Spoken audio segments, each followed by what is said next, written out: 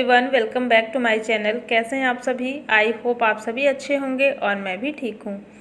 तो फ्रेंड्स, ये वीडियो है मंडे के दिन का और अभी सुबह के 6 बजे हुए हैं और बस यहाँ पर अभी मैं सब्ज़ी बनाने की तैयारी कर रही थी और बच्चे जाएंगे स्कूल। तो सुबह मैं उठ गई थी 5:30 बजे ही और जो भी घर का छोटा मोटा काम रहता है वो सब मैंने कर लिया था। और इसके बाद अब मुझे बनाना है सुबह का नाश्ता। और आज से वैसे बच्चों का जो है स्कूल शायद बंद हो जाए, तो देखते हैं क्या होगा। वो तो बच्चे स्कूल जाएंगे इसके बाद ही पता चलेगा। और अब इनकी छुट्टियां भी स्टार्ट हो जाएंगी। तो बस यहाँ पर अभी मैं निकाली थी कद्दू। और कद्दू बच्चों की फरमाइश से ही आया है। कल मेरे घर में जब सब्जी आई थी ना, तो बच्चे कद्दू मंगाए थे। हरा वाला कद्दू जो होता है उसकी सब्ज़ी खाने का मन था इन लोगों को। और वैसे तो बच्चों को बहुत पसंद है, लेकिन हस्बैंड को इतना पसंद नहीं है, इसलिए वो लेके नहीं आते ज़्यादातर। लेकिन बच्चे कल मंगाए थे कद्दू, तो ये यहाँ पर आज मैं कद्दू की सब्ज़ी बना रही हूँ। काफ़ी टाइम के बाद वैसे मैं बना रही हूँ, क्योंकि ज़्यादातर आता नहीं है मेरे घर में कद्दू। तो बस यहाँ पे मैंने कद्दू को पहले धुल लिया है बहुत अच्छे से, क्योंकि मैं इसको छिलके के साथ में ही बनाऊँगी। इसका छिलका मैं नहीं निकालती हूँ, क्योंकि ये काफ़ी ज़्यादा सॉफ्ट रहता है और खाने में इसका टेस्ट अच्छा लगता है। तो जब ज़्यादा हार्ड हो जाता है ना इसका छिलका, तब मैं इसको निकाल देती हूँ। नहीं तो अगर सॉफ्ट रहता है तो फिर मैं छिलके के साथ में ही बनाती हूँ।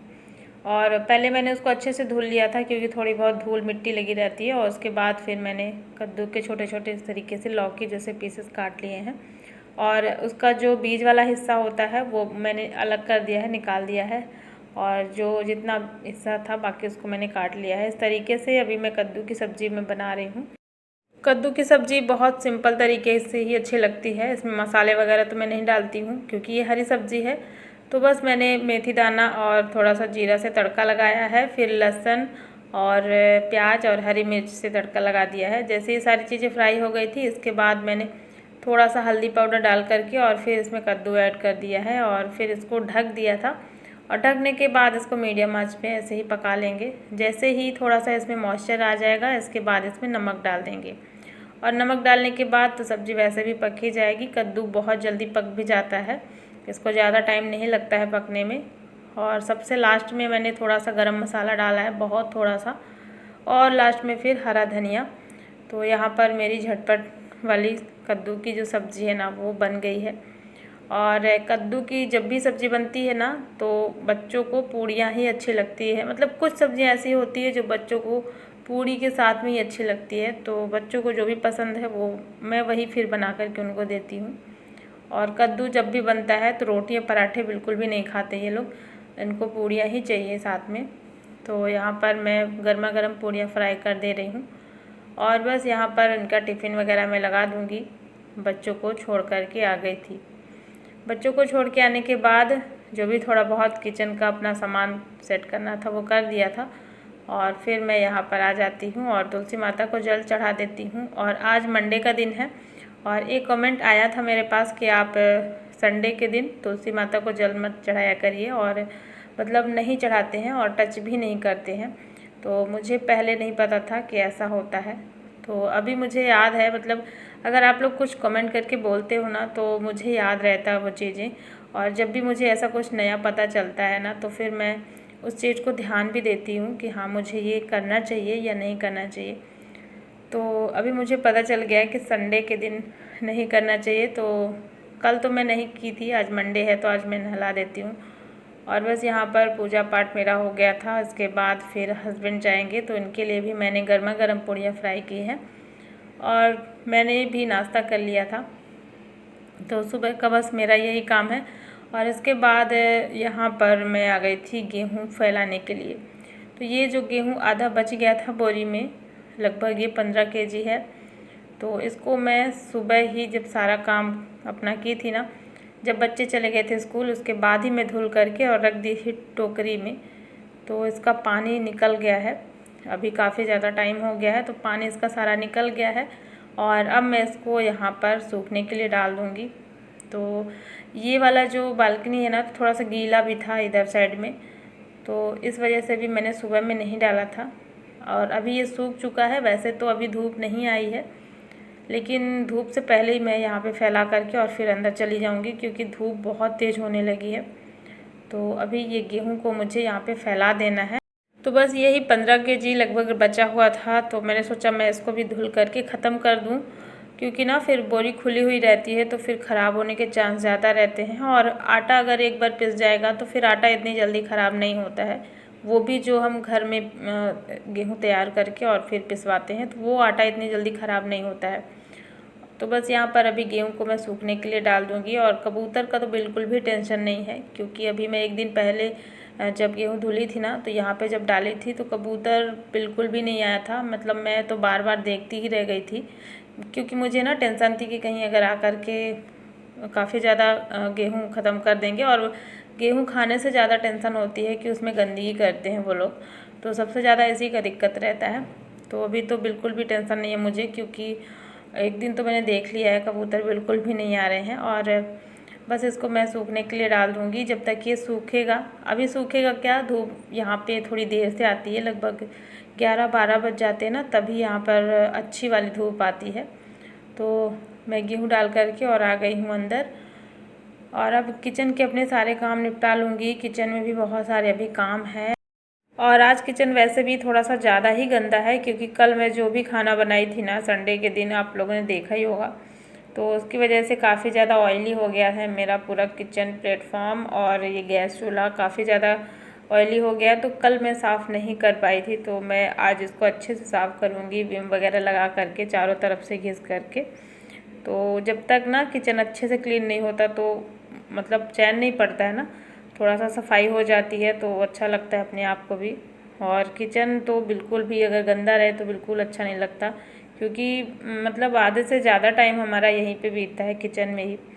तो जहाँ पर हम ज़्यादा टाइम के लिए रहते हैं ना, वो जगह तो साफ़ सुथरी होनी ही चाहिए। तो बस यहाँ पर अभी मैंने अच्छे से साफ़ कर दिया है टाइल्स वगैरह। और ये गैस चूल्हा आप देख सकते हैं एकदम से चमकने लगा है। और ऐसे ही चमचमाता हुआ मुझे अच्छा लगता है। यहाँ पे सब कुछ अपनी जगह पे मैंने रख दिया है, एक एक चीज़।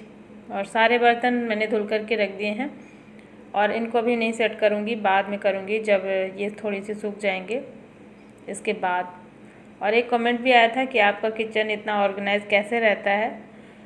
तो किचन मेरा बहुत छोटा सा है, और आपने देखा ही है सामान वगैरह मैंने बहुत ज़्यादा नहीं रखे हुए हैं। बस मैंने इतना ही सामान रखा है जितना मुझे डेली में ज़रूरत पड़ती है।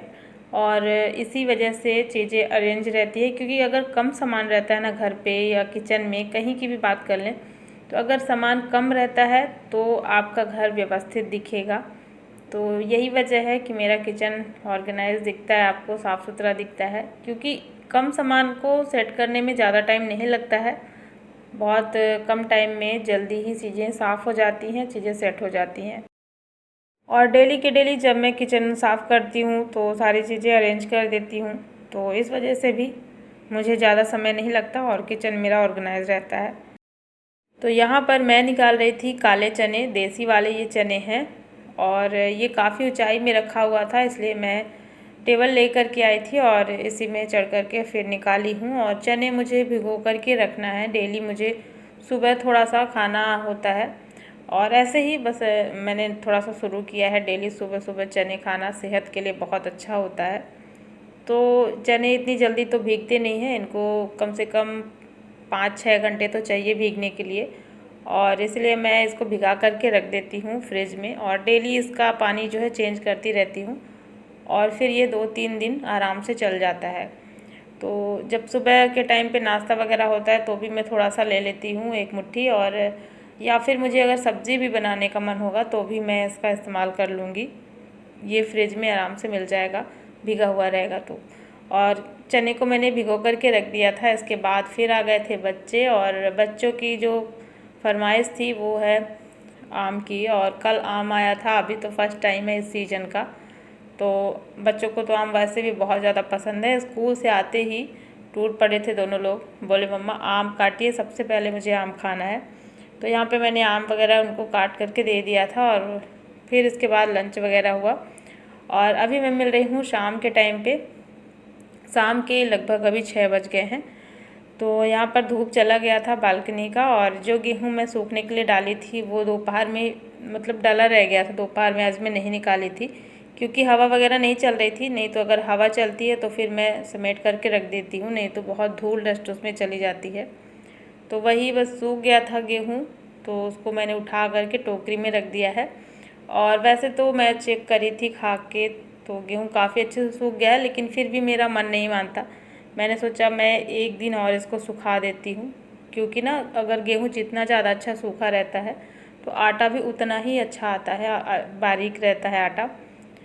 तो इसलिए मैंने सोचा मैं अभी इसको समेट के रख देती हूँ, कल फिर से 1 घंटे के लिए डाल दूँगी धूप में तो अच्छे से ये सूख जाएगा। और बाहर का सब कुछ समेट दिया मैंने सारा सामान, और यहाँ पर थोड़ा सा चटाई वगैरह सब कुछ थोड़ा सा हॉल को ठीक करेंगे, काफ़ी ज़्यादा फैल गया है। तो हमारा यहाँ पर दोपहर में खाना भी हुआ था ना, तो सारा सामान बस ऐसे ही पड़ा रह गया था। तो सभी को मैं समेट दूँगी, चटाई और यहाँ पे जो भी सामान एक्स्ट्रा ऐसे ही पड़ा है सबको मैं सेट करूँगी। और सोफ़े का सामान आप देख सकते हैं, कुशन वगैरह को तो पता ही नहीं है कहाँ पे रखा हुआ है, क्योंकि बच्चे यहीं पे रहते हैं ना, टीवी रखा हुआ है, तो फिर कौन सी चीज़ कहाँ पड़ी है बिल्कुल भी समझ में नहीं आता है। तो अभी मैंने उठाया बच्चों को कि उठ जाओ, टीवी बंद कर दो, थोड़ा सा मैं घर की सफाई कर लूँ। तो दोनों को उठा दिया था। इसके बाद आप देख सकते हैं अभी दोनों फिर से आकर के बैठ गए हैं। तो इनका बस यहीं पे पूरा टाइम बीतता है, टीवी रखा है इसलिए।